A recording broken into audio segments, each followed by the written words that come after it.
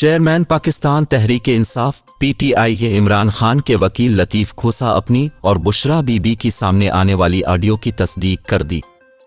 सरदार लतीफ़ खोसा ने audio lakes से मुताल्लिक़ गुफ्तगू करते हुए कहा कि ये क्लाइंट और वकील के दरमियान होने वाली गुफ्तगू है, जिन्होंने भी लीक की उन्हें शर्म आनी चाहिए।